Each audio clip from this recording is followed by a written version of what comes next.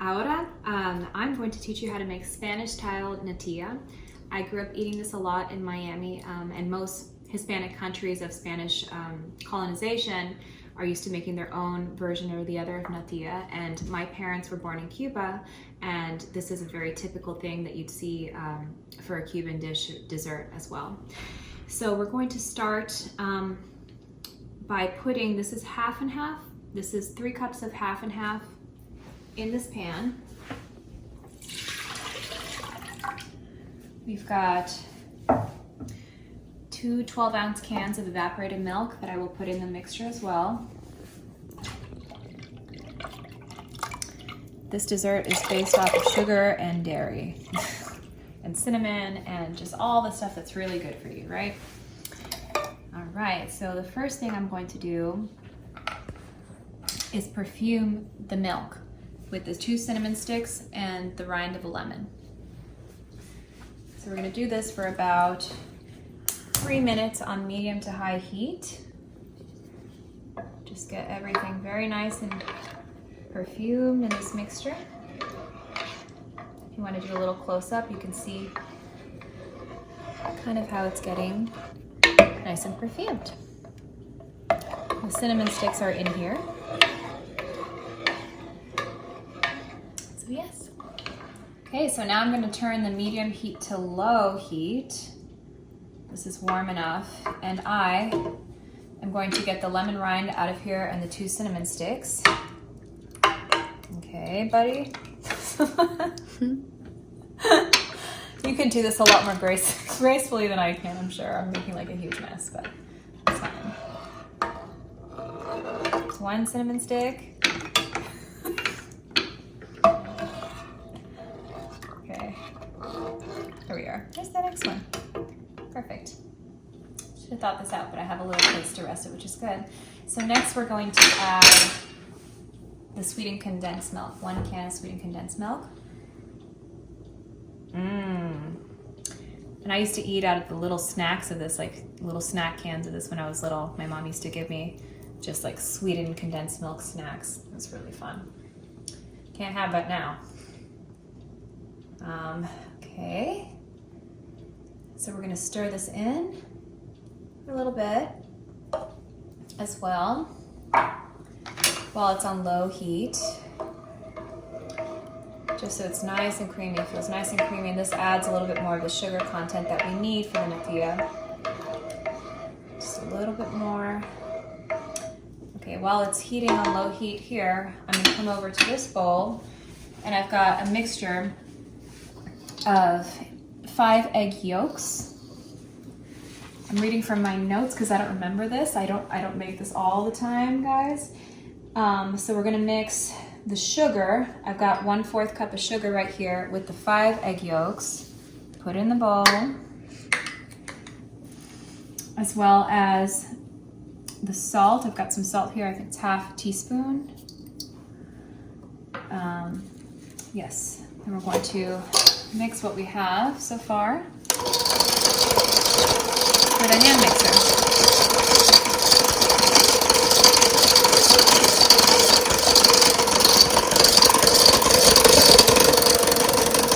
I'm going to slowly add this cornstarch in here. It's about, I believe it's, yeah, several tablespoons of cornstarch. And the cornstarch is what's going to make the natilla thicken when we start stirring in the pot in a little bit. We're going to try to mix this as well as we can, really, with the egg yolks. So it's nice and creamy.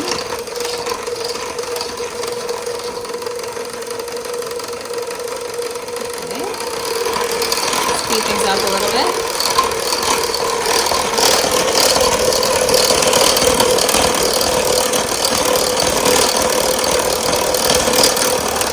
There's my egg yolk mix. So next we're slowly going to start pouring a little bit of the milk to temper the eggs, and you don't want to pour too much too quickly. And we do this before we pour in the egg mixture so that we don't have scrambled eggs in our custard pudding, which would be really gross, right? So little by little, we're slowly going to temper this, and we're going to mix it with a wooden spoon so that when we do add the egg mixture, it doesn't turn into scrambled eggs. And this is like the biggest secret of making natilla and making sure that it's the right consistency, that we're continuously getting this warm milk little by little in here before we pour all the ingredients. So here's a little bit more. Okay. Continue to mix really well.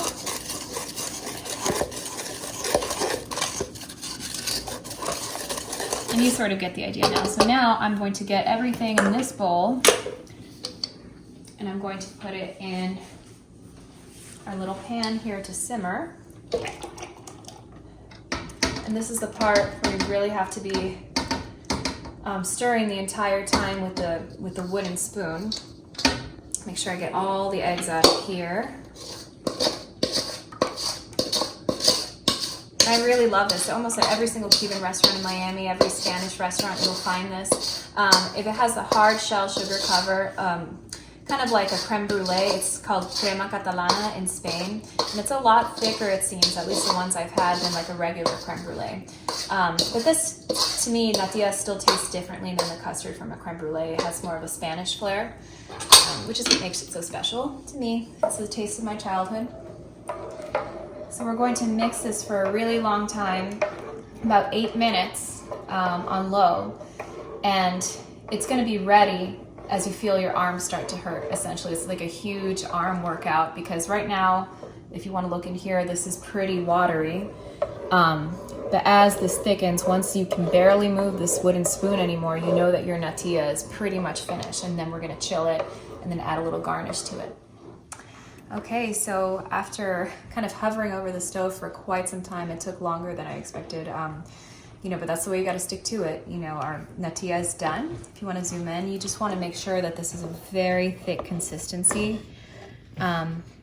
Yeah, look at that, bunch of dairy and sugar, you guys. So this is pretty much the method that every Hispanic granny has used. Yes, you're gonna get a wooden spoon and hover over the stove for a while, but that's the way it's done if you want it to be good, okay? So our next step is we're gonna put the hold on. This is, 1 teaspoon of vanilla extract at the way end once everything's very thick. And this is still on low heat. And the reason why you want to put the vanilla in at the end is because you don't want the vanilla to evaporate in your pudding custard, right? This is for the maximum flavor you can possibly give it. So if you look in here, we're just gonna put the teaspoon of vanilla in here, stir it in gently, and then voila, it's done. We're gonna put them in little cups to chill. I'll show you guys how we do that. Okay, take the heat off and put them in little individual cups now. We're gonna chill in the refrigerator for a little while, and then once it's nice and firm, we will add our garnish. All right, so we let our individual natilla cups chill in the refrigerator for a little while. We are going to garnish it with some cinnamon, and I hope that you all enjoy this wonderful Cuban Spanish style natilla home. You don't want to go too crazy with the cinnamon, but just enough to garnish it. It's one of my absolutely favorite desserts of all time. Cuban Spanish style natilla.